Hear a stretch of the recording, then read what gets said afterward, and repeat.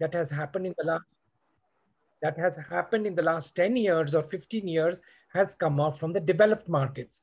It is this kind of innovation across geographies, across different kind of themes, is what a globally diversified portfolio can achieve. And I want to pass it on to my colleague Mihir Shirgaonkar to start explaining what we actually mean by this. Mihir? Yeah. So thank you very much, Vineet. Very good evening to all of you. I welcome you all to this webinar.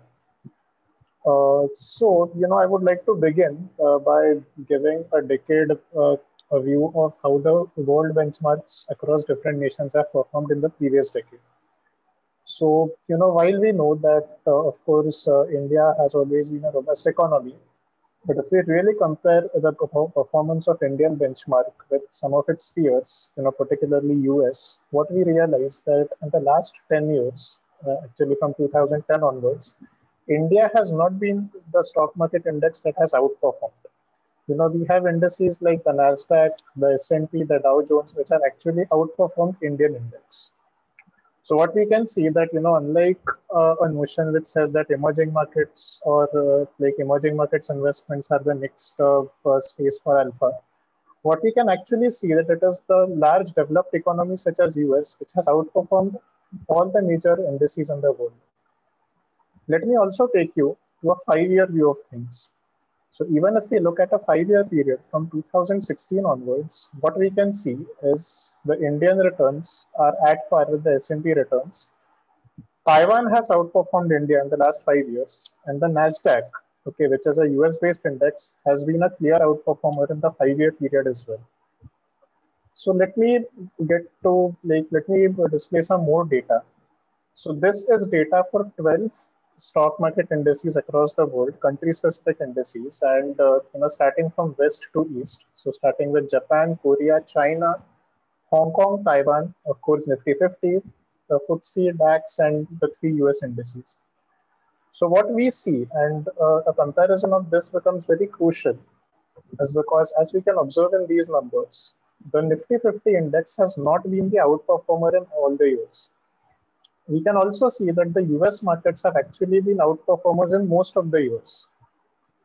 And even within the US, if we really look at the NASDAQ, we can see NASDAQ has been a clear outperformer. So the point that we want to, kind of highlight and explore through this data set is that the NASDAQ index, which is a technology heavy index, because as we know that the weight of technology in NASDAQ is close to 49-50%. So in the last decade, what we have observed is financial markets have particularly rewarded sectors and industries which are associated with innovations and technology disruptions. And we expect that this trend will continue in the years to come. So, the very reason why we discuss this is to make you realize that India alone cannot outperform major market indices.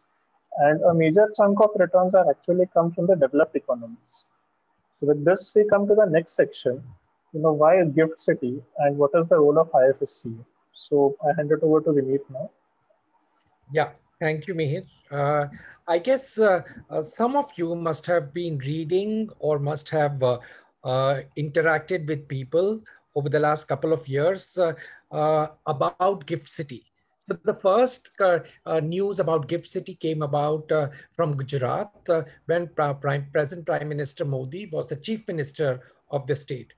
The entire purpose of GIFT City centers around creating an international financial service center. And the clear objective was to connect India globally. Resident Indians, resident Indian corporates to access the global markets, and likewise also encourage in a very comparable manner GIFT City to be the financial center where foreigners can use that as a location to come to local markets. Pretty much to demystify this entire thing, pretty much like the way you and I have thought about a Mauritius, a Cyprus, or any such overseas location. most of these locations came about because of a tax advantage. And one of the things that was important while the idea of IFSC was mooted was to make it a level playing field as far as tax is concerned. And uh, next shot in the arm came to this entire initiative when in 2019 a unified regulator, which is IFFCA, was announced to supervise all activities that are being carried out in IFSC, which is actually in Gandhinagar. So, one of the easiest interpretation is that is it actually a part of India? Geographically, yes. Is it governed by Indian laws? Not so much, because what IFSC Act has done is to release specific notifications and circulars, whether it is from CBDT, which is the Revenue Department of Government of India under MOF, or RBI, which is the central bank, about how international banking units and you and I as resident Indians can use this particular location to access global markets. So this actually is one of the most significant attempt that has been made to remove the disparity between what was getting lost as far as India was concerned to overseas locations. For example, you would know that the most, that a very significant amount of Nifty contract gets traded on SGX.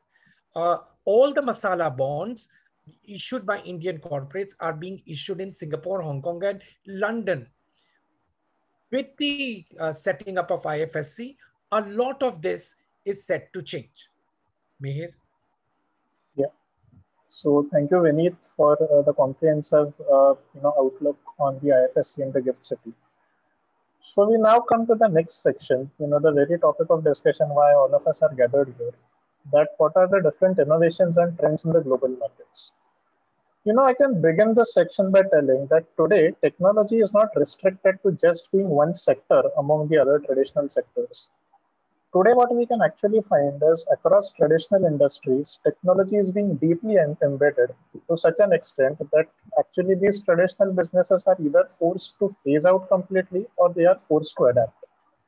There are discussions of fourth industrial revolution which have already been underway with a lot of technology disruptions that are coming into play. And as we all know that right now we are grappling with a very, very prolonged pandemic with, of course, the renewed worries because of the Delta variant. But when people are actually comparing technology disruptions in the scenario of a pandemic, what we have realized that, and of course, this is an observation by many consulting firms as well, that this pandemic has actually induced a lot of players to prepone their technology disruptions. So some technology, some changes in the way they do business, something that were scheduled maybe 5 to 7 years from now, are actually taking shape right now. And in the next 2 to 3 years, the phase out could actually be complete. So, so now with this slide, I would like to take you through some of the innovations and trends in the global markets as far as the disruptions go. So, firstly, there is a lot of awareness around ESG principles. In fact, I can add on to say that not only awareness, but a lot of institutions are actually committed to use ESG principles as part of the reporting framework. So as many as 60 plus global multinational giants have actually committed themselves to presenting their financial statements on ESG principles. And examples include giants from all companies. So right from, let's say, Nestle, Reliance, you have BCG and other companies also. The other area that is taking shape currently is the climate change concerns. So until a few years ago, climate change was actually being talked about, but right now at an institutional level, people have realized that climate change is actually very, very crucial and it is necessary to make investments in that direction. So hence there are reports coming that a lot of institutional investors and global firms have actually moved their investments away from fossil fuels and they are actually adopting to areas such as clean energy. So because of climate change and ESG concerns, there are some specific industries that have suddenly seen the spotlight on themselves. So they are industries like sustainability, water sustainability, clean energy, solar energy, even the electric vehicle space. If I just have to name a few disruptive innovations across industries, and as I mentioned, that your technology is not just about a standalone sector, but even within each traditional sector, we can see pockets of technology actually taking shape. So within the technology itself, we have the futuristic industries such as artificial intelligence, robotics, Internet of Things, cyber security, which have actually come to the forefront, particularly because of the work from home. There is cloud computing, if I can name that as well. Even in healthcare, so there is neurotechnology, there is genomic revolution, there is digital wellness. In financial services, so of course, cryptocurrency, when we talk about it, is not just about a Bitcoin as a speculative asset class, but with every passing year, people are actually identifying the merits of the blockchain technology, the distributed ledger technology, because of which there will be a lot of accountability when it comes to having financial transactions distributed across, or let's say, passing through various entities. There is decentralized finance, which is kind of threatening the traditional banking industry. Even in manufacturing, so if COVID disrupted supply chains, there is 3D printing, which is actually enabling, printing of, some of these parts, which is aiding in the manufacturing. And of course, we can, because we mentioned climate change, at a country level, at a strategic level, a lot of countries have actually entered into a race to become a carbon neutral country. So some countries have put a target of 2035. There are countries with a target of 2050, 2060 also. So, with the objective of becoming carbon neutral countries, we can see respective countries slowly and steadily introducing those kind of revolutions that will, threaten the traditional manufacturing space and traditional fossil fuel industries. And as we mentioned, a lot of these new industries, particularly, let's say the clean energy, the solar energy, wind energy, a lot of these industries are actually coming into spotlight. They are being talked about very often. So with this, I would like to take you all through an overview of exchange traded funds.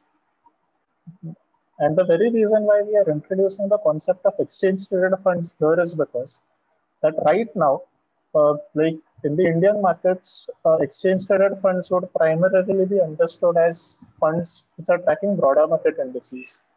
But in the developed markets, particularly US, we have funds which are actually available which track specific industries such as artificial intelligence, robotics, neurotechnology, okay, cryptocurrency, blockchain.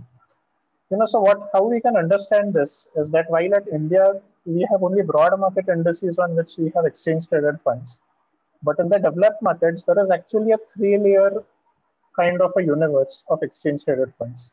The first layer is, of course, the broader markets, like let's say the S&P 500, the Nasdaq, etc., etc. Next is we have exchange traded funds on specific industries like technology, consumer discretionary communication services. And the last layer, a very, very upcoming kind of a trend in exchange traded funds, is that a lot of these industries that we spoke about, the specific trends, let's say artificial intelligence, robotics, neurotechnology, cryptocurrency, we have seen or we are seeing exchange traded funds actually being launched on these specific industries.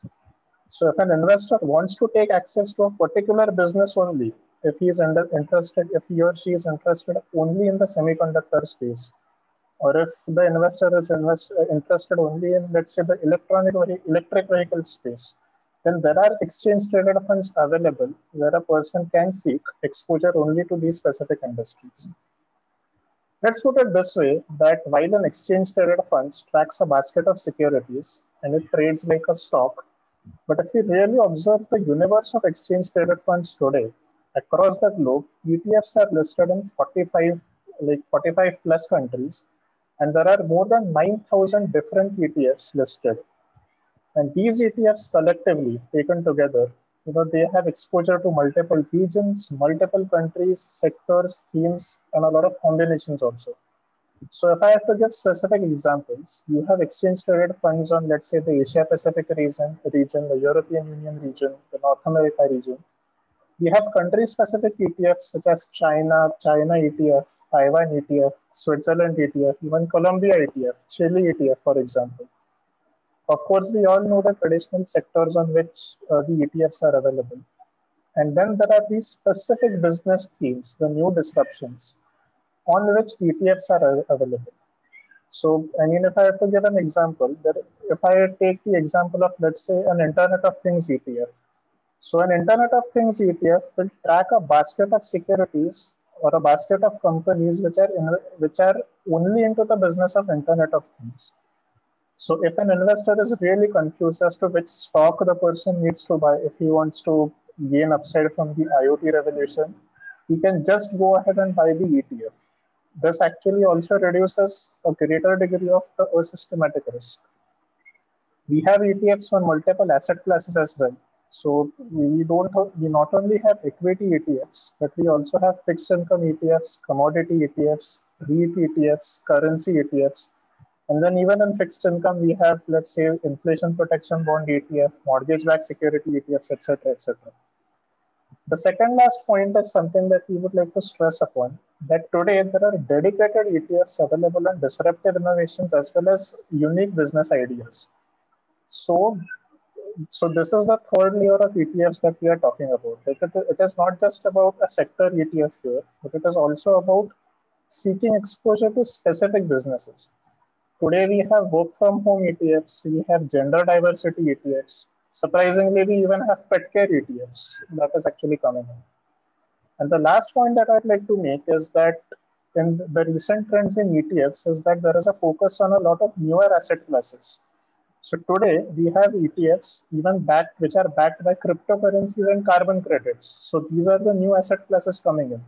So cryptocurrencies, yes, everyone has heard about it. Some of us are even trading in it.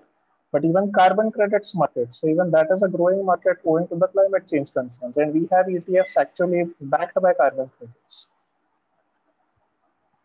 This is just a world map which we'd like to share with you. So all the countries shaded in navy blue. So this is an overview of only the US listed ETFs. And in the US listed ETFs, if you are, because we know that US is the largest market for ETFs, here if we see, sitting in US alone, you can have exposure to more than 50 countries. So, right. So sitting in US, if, or let's say you are trading in the US markets, so you can seek exposure to countries like not only US, but even UK, Germany, Russia, you have Egypt here, Saudi Arabia, Nigeria also. So the whole point, and of course, the yellow labels are the top 10 countries in terms of assets under management for the US markets. But the whole idea is that once you have access to the US market, it is typically a window to the entire world. And because we are discussing technology disruptions, we are discussing trends and asset classes, let's say commodities, which are, for example, benefiting the Brazil ETF also. So all these trends, all these technology disruptions, most are, and of course, some of these disruptions, which are very, very region specific, investors can actually access these regions through US listed ETFs. So with this, I would like to pass it on to Vineet to introduce Phillip Ventures. Thanks, Mihir. I think the entire world of ETF that Mihir just talked about must have brought to everybody's focus not only the size of that particular universe, but also the complexity. I think one thing that I just want to add before we move forward is that while ETF is our instruments which try to capture any new innovation, or shall I call it a fad, what is important for all of you to recognize that a professional manager or a fund manager who's curating portfolios or advice for you must, and in our case, we do actually skim the universe to identify the most suitable ones which do not suffer from either illiquidity or just a fad. With that, I just want to introduce Phillip Ventures to you.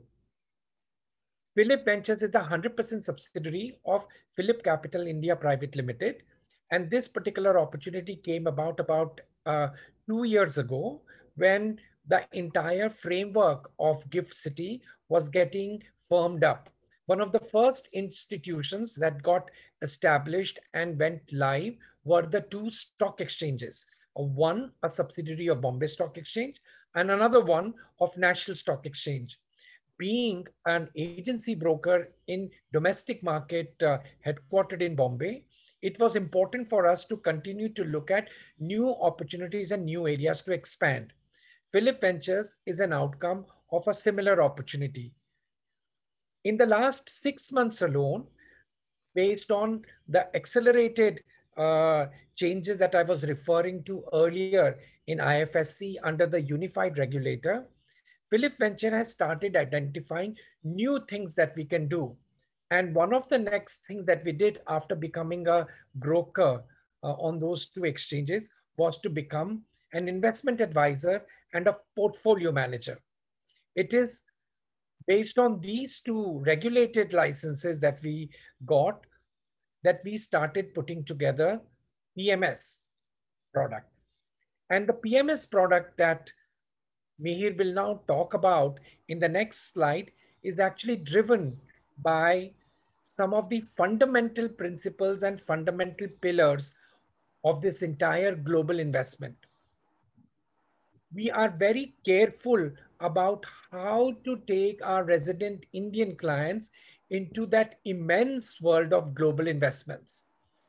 That particular universe is so huge and so complex that it is important for us that our resident Indian clients, at least those who we advise or those for whom we manage their funds, get used to this particular space and investment by way of diversification in the right manner. So what is the philosophy that we want to follow? Our philosophy or our value proposition is that we want to create long-term wealth. By that, I am addressing the fad related point of the ETFs that I was talking about.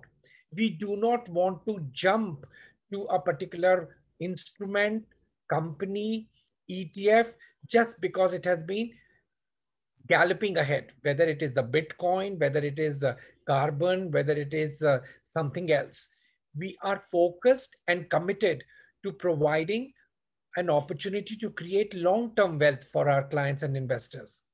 Number two, we do not want to make a portfolio or give an advice which is not backed by good element of research or due diligence at our own end.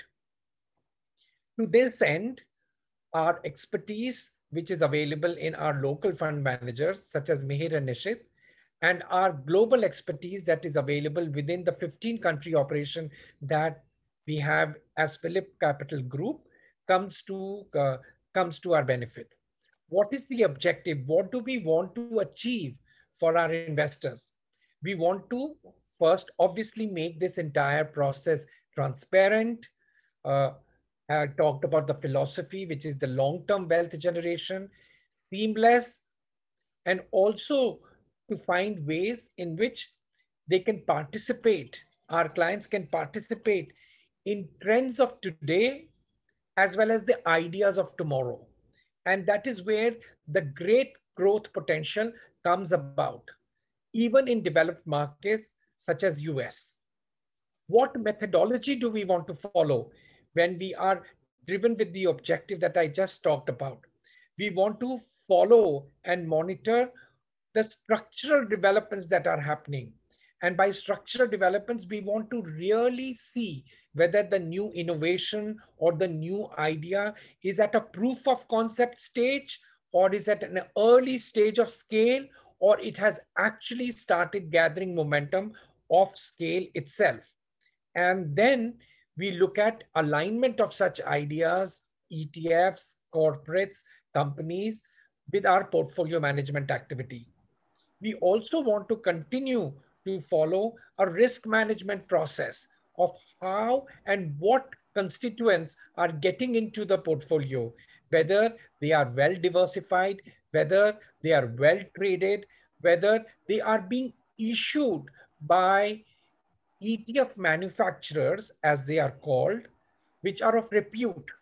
There are many, many ETFs that Mihir talked about. It is important to comb through that entire universe to pick the right ones, and to pick the right ones which have got both the credibility and also the track record.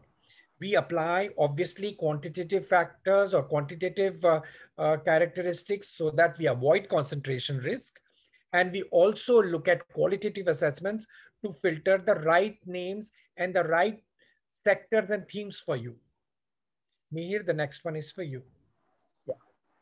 So thank you very much, Vineet, for this. And with this, we take the opportunity to introduce our product offering to all of you. The first portfolio is the Philip International Pioneer portfolio. So this is an all ETF portfolio which is based off equity based ETFs. And we also in this portfolio have the flexibility to allocate some portion to ETFs of other asset classes as well. And when we say other asset classes, this is more to refer to some of the emerging asset classes like cryptocurrencies. So the overall objective of this portfolio is to achieve capital appreciation primarily through exposure to various sectors, themes, and geographies, which we believe are poised to grow over the next 3 to 5 years. The emphasis of this portfolio is on innovations and regional developments that result in potential upside. So at our end, the objective for our investors is we should be able to identify and capture growth stories across multiple businesses and geographies.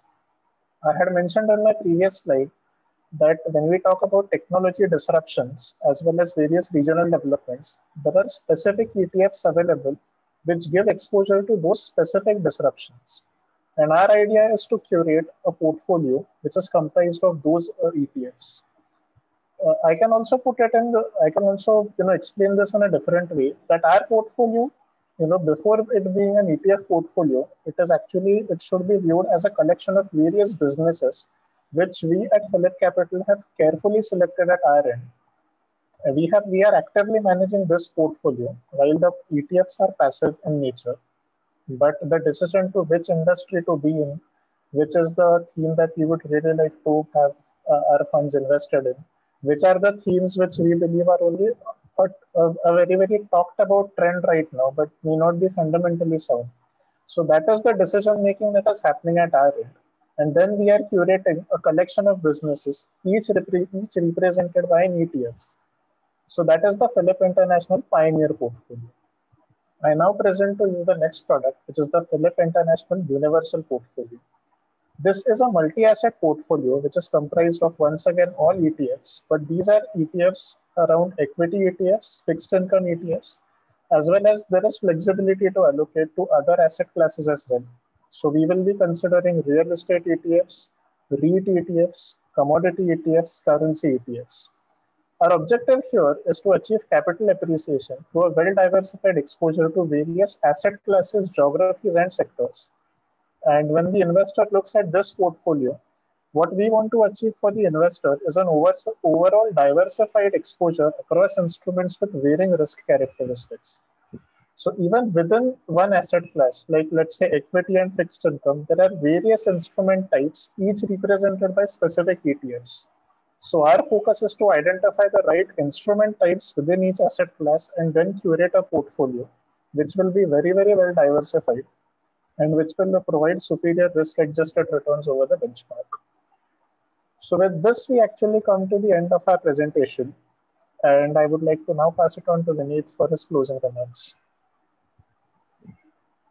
Thanks, Mihir. And I just want to actually once again thank all of you for this patient hearing. The portfolios that Mihir talked about are portfolios that have already been put together. Our licenses came through, but much before the licenses came through, our work in terms of putting together our minds and capabilities and leveraging the expertise of our colleagues in Singapore office has been going on. These two portfolios, we believe, are the right way to start small and to start right as far as resident Indians are concerned. Uh, as Phillip Capital Group has been a part of the global markets for more than 45 years, you will continue to see that we will add to the suite of global products under the LRS scheme that is announced and available to resident Indians from time to time. These are just the initial products, and we hope that we remain engaged with you and you look at us as your partner who can provide guidance and also knowledge to participate in global markets for a variety of asset classes. Thank you. Thanks, Vineet and Meet, for the lovely presentation. So of course, we have got a lot of questions on the chat. Uh, I will read one by one questions. And of course, we have got a lot of questions. Some of you guys had already sent us the questions on email as well. So we'll try to answer as many questions as possible. Yeah. So I will throw up the questions. Vineet and me, one of you can answer. Okay. So one of the Surely, questions surely. is, what's the minimum investment amount in this for this fund? It is So, equivalent to the way the PMS product works by SEBI. A lot of the guidelines in terms of the framework that IFSC is following are borrowed from SEBI. They are not supervised by SEBI, but they are borrowed from SEBI. So the minimum investment in India is 50 lakh rupees. Therefore, the minimum investment for the global PMS of Gift City is not approximately, so it it is is, yeah, 70,000 US it is dollars. $70,000 as per the IFSC guidelines. Yes, 70,000 Yeah. US. And Vineet, the investments would be under LRS. So I think the minimum investment in a year that an investor can put in is $250,000. That's right. That's right. That's right. So we are working with two particular, amounts. As an Okay. individual, you can remit $250,000 every year between 1st April to 31st of March. This is a scheme that has been available to resident Indians for many, many years. In Okay. between, the limits were reduced, but it has been reinstated to $250,000 by RBI a few years ago. Number Okay. two, for the PMS product, the minimum amount is 70,000 US dollars. Okay. Yeah. So they are well within the, so 250,000 is the limit. So 70,000-80,000 is well within the limit kind of thing. Okay. Yes. And of course, Absolutely, absolutely. Yeah. before I go on to the next question, can you also throw some light on the process? So maybe we can also enlighten the participants on that. Let's say, suppose if tomorrow, if I want to invest into that fund, so how do we go about it? All LRS remittances from India are through your bank by completing a simple two-page form, which is called Form A2. Form A2 is the form that you need to take to your bank, and the bank will ask you to confirm that you have not remitted more than $250,000. This is a self-declaration, right? And once the money gets transferred, the money gets transferred to Phillip Ventures in Gift City, and RBI has passed specific circulars in February this year that the LRS money can actually be invested in the global markets through a Gift City vehicle. This is the reason why Phillip Ventures as a PMS entity can accept your funds to participate in the global markets to create that portfolio for you. Phillip PMS will do it. Very much like This the way you receive your account statements reflecting your holdings under the Indian domestic PMS. Likewise, even for the Gift City PMS, you will receive a report which will reflect every month what are the holdings that are there in that PMS against your name. Yeah. So basically, we will be opening a PMS and a bank account in GIFT City, Ahmedabad for each of the investors. And it's a very simple process, as you said. Okay. Yes, Yeah. it's very So, simple. yeah. So now maybe moving on to the next question. So Yeah. I will club two questions. So one of the gentlemen asked, do you also invest into direct stocks in this fund? And one of the gentlemen also asked that Indian market itself are poised for good growth. Then should I look to invest in globally? Why should he look to invest globally? So, I'd like to take that question. So, answer in the first question, in this products, we are not envisaging direct stock investments because the whole genesis of this product is that we are curating businesses, each represented by an ETF. And, coming to your second question, that, yes, we obviously, we also believe in the merits of investing in the Indian markets.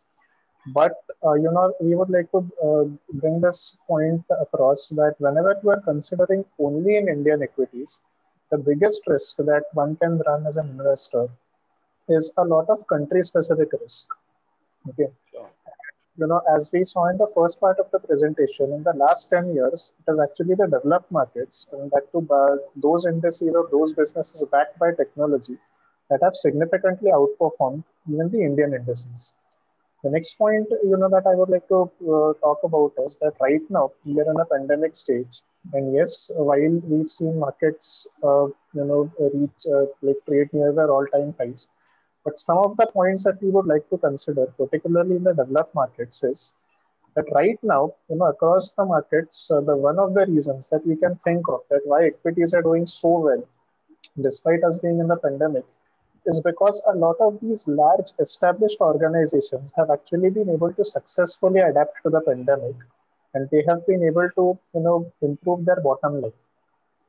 And another point that we would like to make is that as we are reading that a lot of these developed economies are actually poised to lead the post-pandemic recovery, such as the US, China, even UK for that matter, of course, subject to the Delta variant.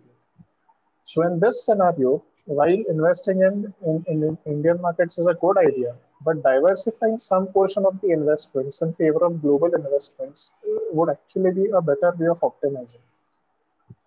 And I'm pretty sure of course, yeah. In fact, Nishit, in one of your previous webinars, you had actually, discussed the concept of diversification at great length. Of course, yeah. So, I'd just like to borrow some points from that webinar also. That when we really compared multiple markets, when we come across two markets where the correlation between the equity indices is, or even the like other asset class indices is lower, the overall portfolio diversification, if done in an appropriate manner, can achieve superior risk-adjusted returns. So that is the reason why you should consider global investments as part of your allocation. Of course, yeah.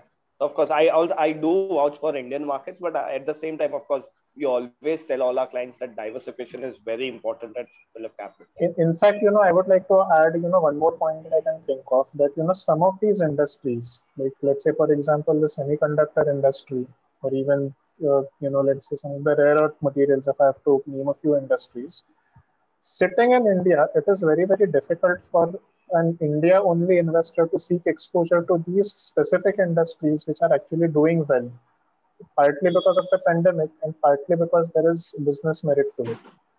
So through our portfolio, we are actually giving investors an opportunity to be a part of the growth story for the industries of the future, which may take some time to, kind of come into the Indian markets. So that is also one of the reasons why we should consider global diversification. Sure. And of course, the next question is actually that only. There is another point that I want to make. One, of course, is the fact that we should stop looking at the world with either or. We must understand and evaluate the simple concept of and.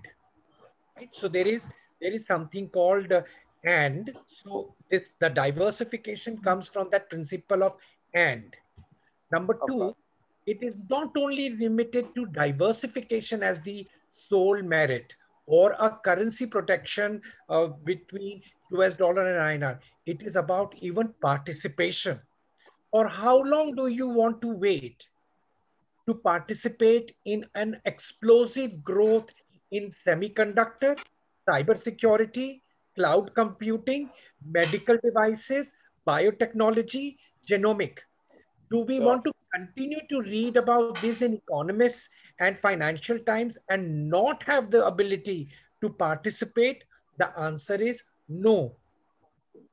If there are Uh, no semiconductor companies that will ever come in India, if 85% of the cybersecurity and cloud computing is going to be monopolized by developed markets, how do you and I participate in it?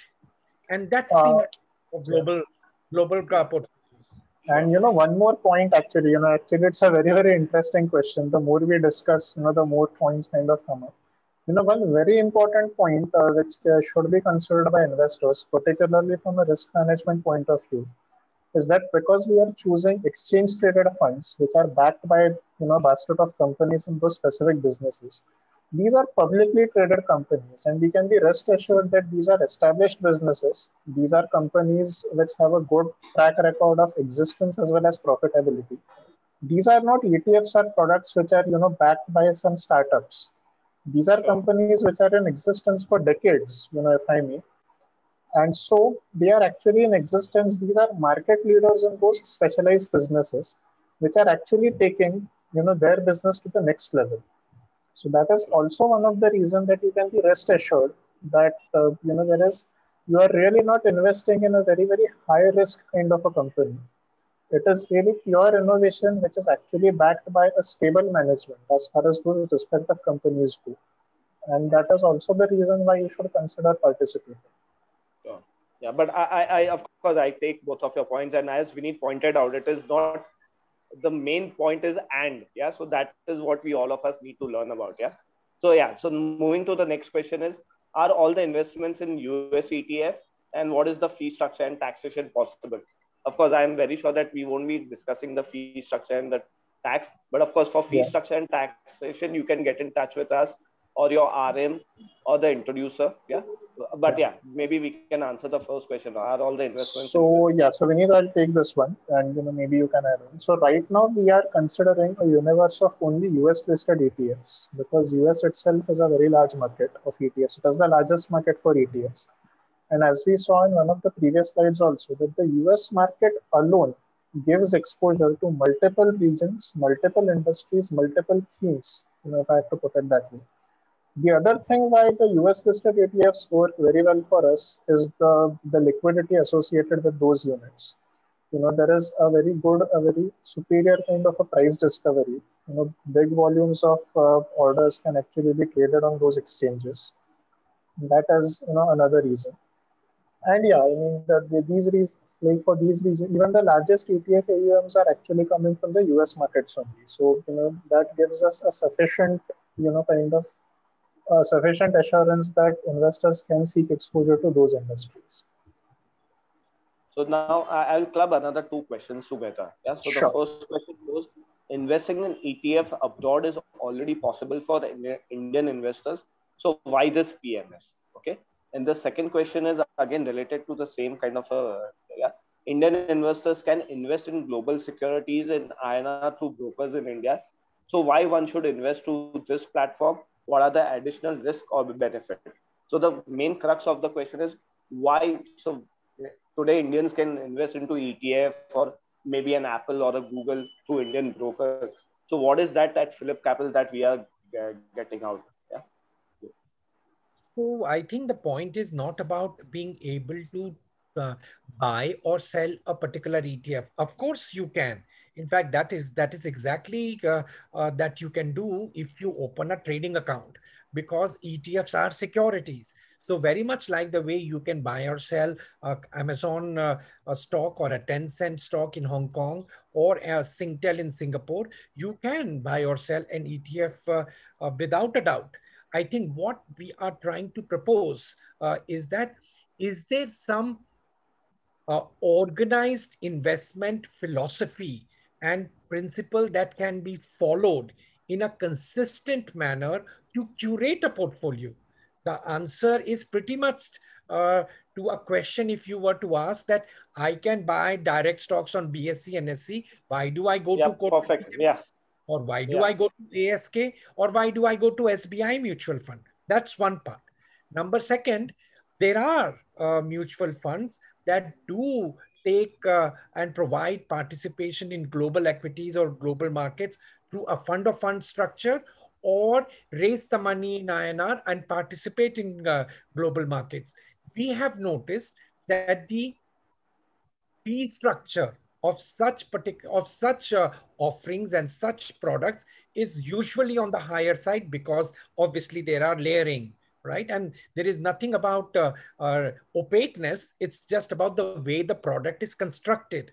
If you are able to participate directly by becoming an investor in a global PMS for products which are ETFs, the underlying principle of any ETF traded in any part of the world is that the administrative load on an ETF is much lower than even a fund, right? So I'm just taking an example, and this is no indication of any reference that I want to make. But if you invest in an Invesco fund in India, which is in INR, which invests in a master fund, which is managed by Invesco in Hong Kong and trades US equities, the whole fee structure or the expense ratios change. I would like to add on to Vineet's point, as we've been discussing, that our value proposition to you, first is to be able to select the businesses, which are to bring together a collection of various businesses, the right businesses, each represented by an ETF. And our value proposition is exactly that we would like to choose for our investors the businesses which we believe will be doing reasonably well over the next, let's say, 3 to 5 years. As we discussed in the slide of ETFs as well, today, no doubt an investor can consider investing in ETFs on his own. But today, what he will be faced with is a universe of 9,000 plus ETFs. And our value proposition to you is to filter out, out of those 9,000 ETFs, the best collection of ETFs, which can achieve a reasonable degree of capital appreciation over the long term. So that is our value proposition to you. There is another point I want to make. But before that, Ankush, can you stop the sharing and so that we can all be on the same frame? There is another point that I want to make. The portfolios that we are talking about, and there are of course specific constituents that we are that we are not that we are not put it up on the slide here. They are not the top 20 ETFs.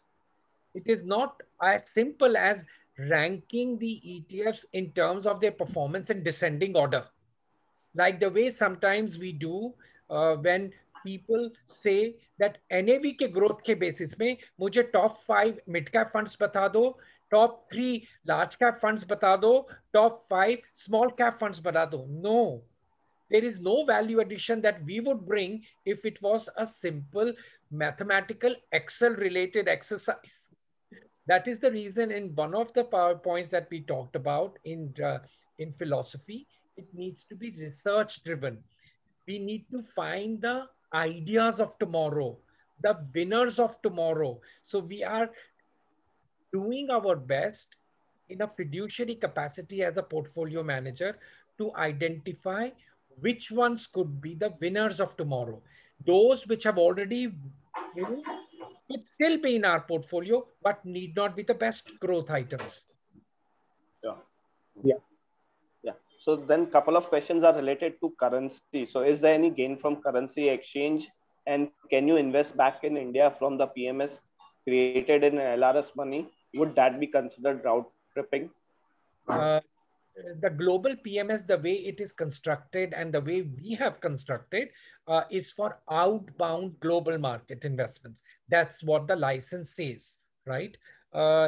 Number two, historical movement of dollar versus INR has indicated that there is some annual depreciation that happens for INR versus US dollar.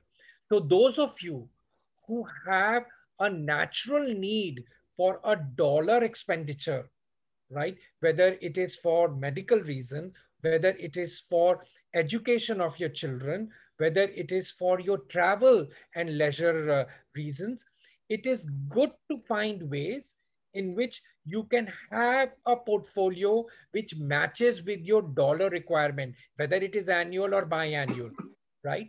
There has been a continued depreciation of rupee against US dollar in the last 15, 20, 25 years. They say it is about 4 to 5%. So that's an added thing. But we don't want to bring that as a value proposition. We want to bring the value proposition of participating in businesses that offer growth opportunity to be the centerpiece.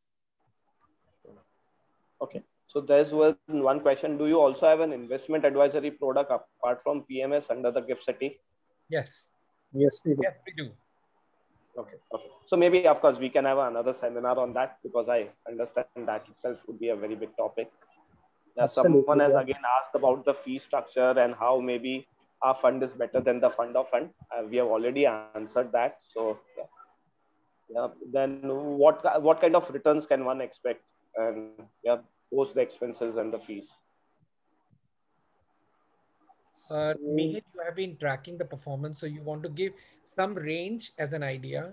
Of course, the returns, there can't be any guarantee or short returns. Whatever we would be talking about is based on certain thing. Yeah.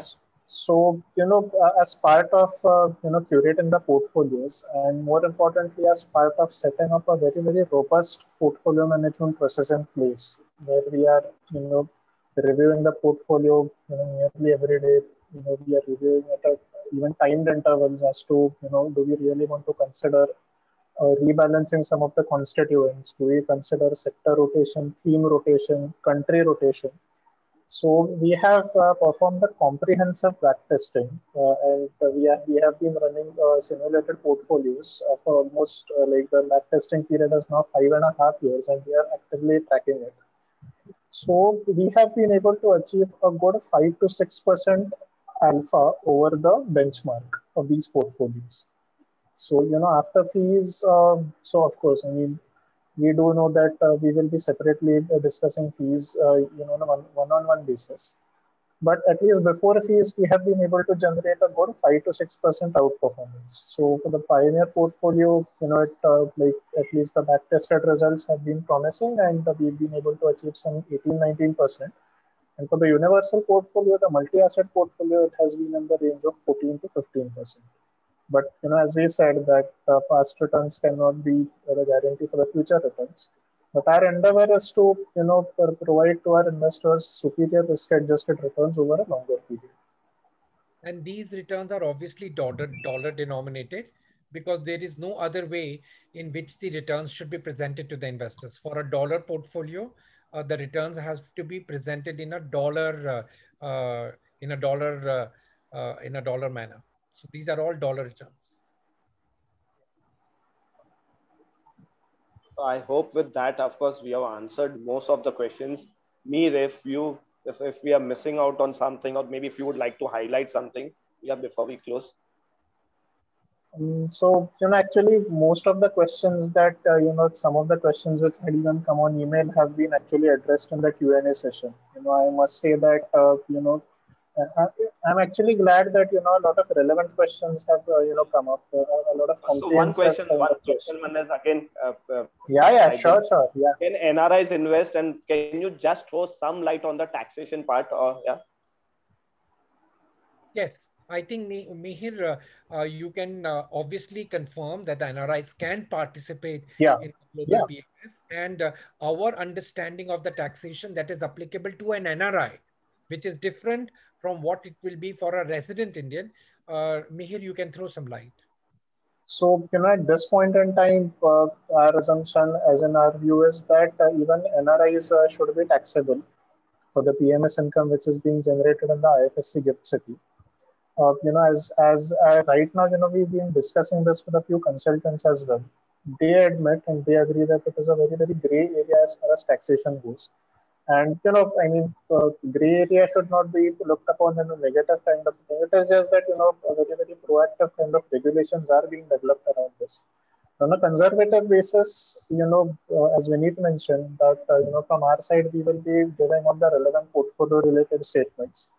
And NRI investors are also advised to confirm this with their respective tax advisors. Our view, however, remains that they may be taxable.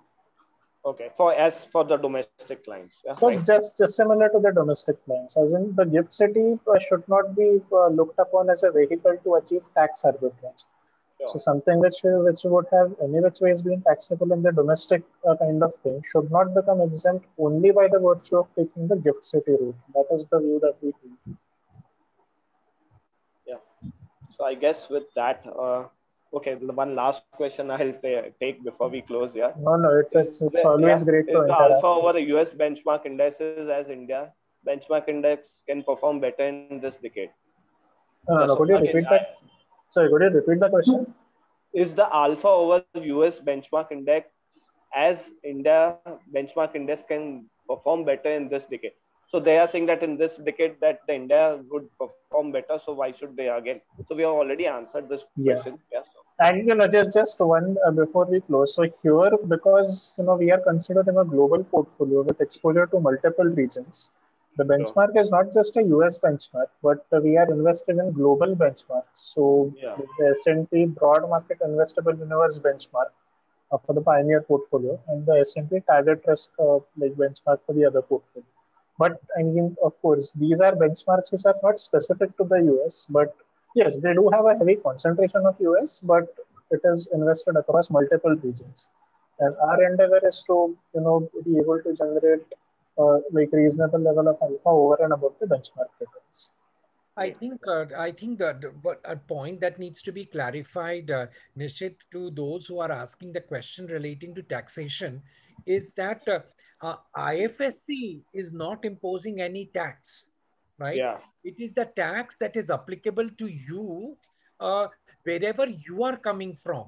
If Of I course. am coming from Bombay and I participate in a global product via Gift City, my taxability comes about because of my domicile in India. US Oh, does not, US ETFs don't have a capital gains. IFSC is not going to impose a capital gain. But when you redeem your PMS that you invested through gift, you sent $100, it became $150. You need to disclose to your tax authorities, which is Indian tax authorities, that you yeah. made a profit of $50. What is the treatment that will happen to $50 is defined by your status in India, and that is taxable. Of IFS course. doesn't do that. Similarly, even for NRI, it therefore depends on what is applicable to you in the country that you are coming from. Are you coming from Dubai? Are you coming from Singapore? Are you an NRI from Spain? So it is all, and we have all learned about taxation. It is where you are domiciled, where do you take your money back, and it is that jurisdiction of your domicile that defines your taxation. And one of the Perfect. views which I also got was that it would also depend upon the existence of the double taxation avoidance agreement, or what we call as BTAA, between India and the respective country as far as NRI is concerned. Of course. Yeah. So yeah. So of course, with that, let's close. Of course, if you have missed out on anything, you can reach out to us, your RM or the introducer. Yeah. We would be more than happy to answer. Yeah. But of course, thanks everyone. I see most of you guys have stayed with us for such a long time. Yeah. Thanks for the lovely questions. And of course, thanks Mir and Vineet for enlightening us on this Thank you. webinar. Yeah. Thank you, Vinny. Thanks. Thank you, Yeah. So Nishit. thank you everyone for Thank joining you, us. everyone, for joining this session.